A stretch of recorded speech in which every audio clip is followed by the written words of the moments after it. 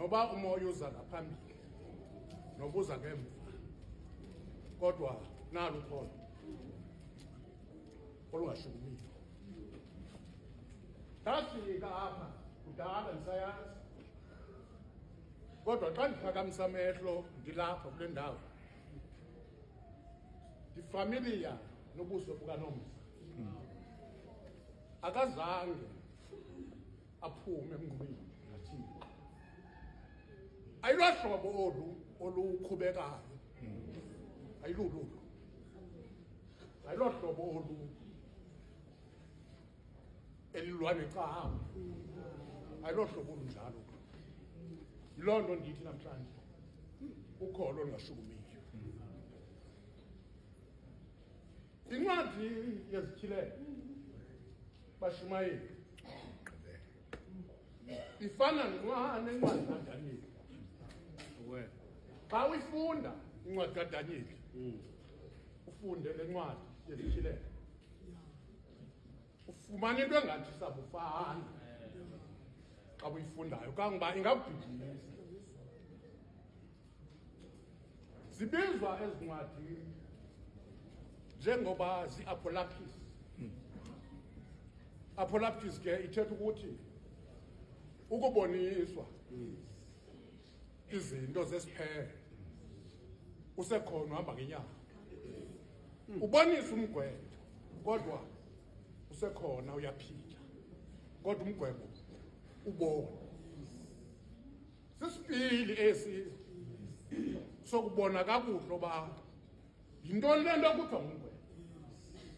nokurhotyiswa kancinci kule nto kuthiwa yi-second coming,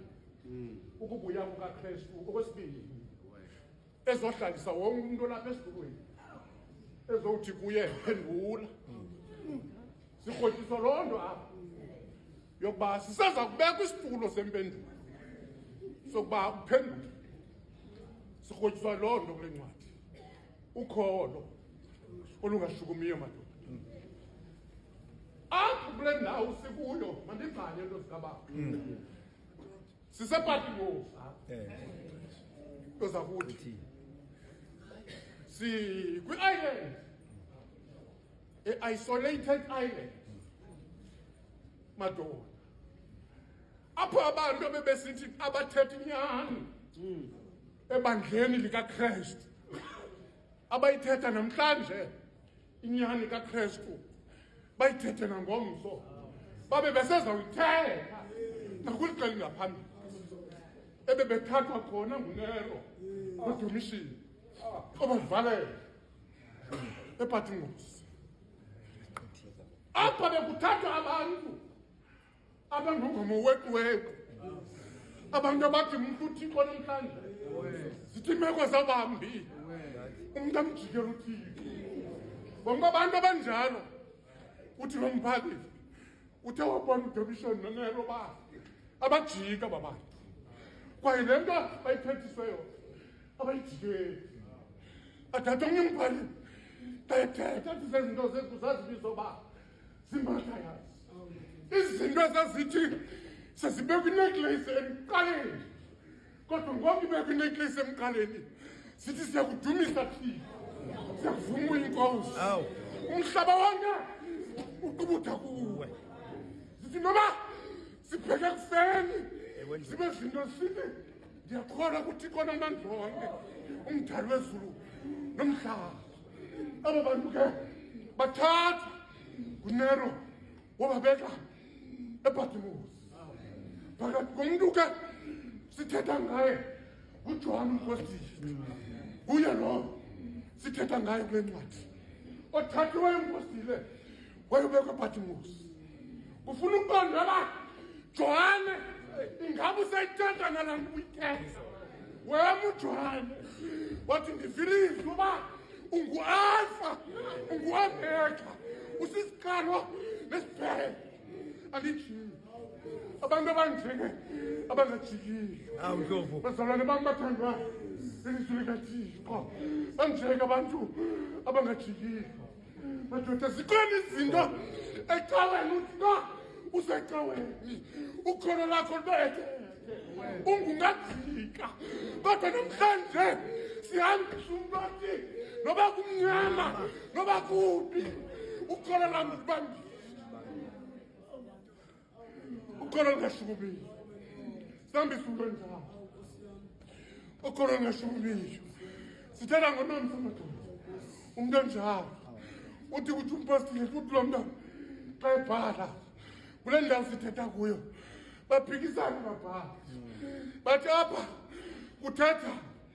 isithunywa sesithathu abanye bathi kuthetha isithunywa sesine abanye bathi sesokuqala kube sisithunywa sifika ngombono ePatimosi safika uJohane evalelwe kwePatimosi sema uJohane sathi Johane bhala Johane uthi banonyolo bantu abafana enkosini uthi imisebenzi yaba ilandelana nawe bathi babhala bathi umuntu onjalo lo simkhaphayo bazalwane namhlanje uJohane ke ufumana loo nto wabhala uJohane sithe sisithunywa kodwa kubhala uJohane sathi Johane ungalibali ta uzawubhala Johane awuzukwazi ukubhala ukule level ukuyo nyukela ngasentla ndikubalisa izinto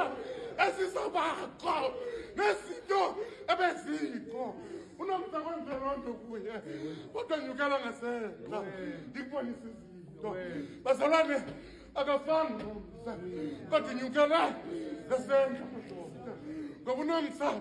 ebenokholo lungashukumiyo emadoda ukukhona ecaweni ukhona luthi ibhaki yami incinci kumu athi umntu ibhaki yami ayinganeli andizukwazi ecaweni kodwa unomsa incinci ibhaki mantombazane ubheka ecaweni ngoba ukholo lakhe alisukumi awuyeka madoda uba mandiphume awuyeka madoda uba kuthiwa mandiphume kodwa ndizothi kwenini lukholo lunjalo lo ukholo olungaleli ngapha luvuke ngapha alushukumi unomse wona ke xa ukholelwa isithole kwimbiza engenakutya kwimbiza enamanzi imbiza enamanzi yodwa kuthe xa kuthiwa kule mbiza ukhona ukutya kuzaba khona apha kodwa kumane kubiliswa amanzi uthi kuba uyakholwa uthi ukutya kukho ngoku kodwa inkangeleko yale mbiza inokutya bazalwane ngoba sikholela kwinto ezingayiboniwe kodwa uthi umbhali xa ithe wabonakala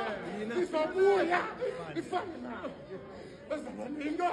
esikholelwa kuyo leyo sikholwa kwinto enjalo athatha omnye umbhali lethu lukholo bubungqina bezinto ongezibonayo awukhange wanikwa bhotile ibhalwe ubani kwathiwa kholelwa kule bhotile kuza kwenzeka awukhange kuthiwe kuwe ukuze ukholelwe kakuhle yimecani kwereyido usondele kuyo xa ndizawuthandaza umamele uthe kungekho reyido ungekho nto wakholwa kuba ukholo lakho alusukumi mbani mandinikhulule ndiyazi xa ndiyekayo silahlekele marhabe into yenzeke apha ukufa siyakuqalekisa namhlanje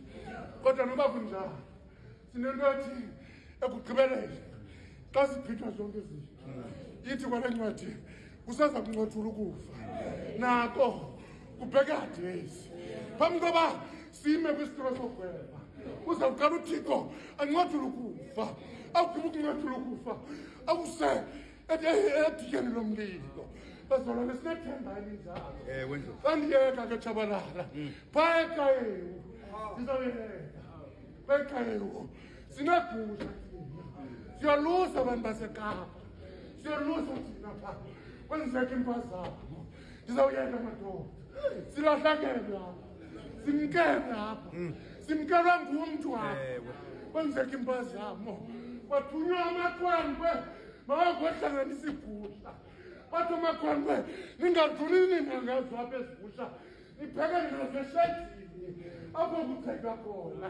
wathi lo tata ndawuyaleza Ndiyacela makhwenkwe nifike ehlathini bantwana bam ninjonge le gusha ikhona igusha lapha ekhaya niyayazi le gusha ndidlakolatha yona le gusha xa kufika phaa ingachetywa watsho Litheko bathi ndiyacela abantwana bam ingachetywa le gusha xa kuchetywa igusha lanqumla ikakho lona labheka ehlathini apha kuchetywa khona igusha Themba lwabo amadoda lizodibana namakhwenkwe xa ehlathini xa lifike ehlathini lifike igaqo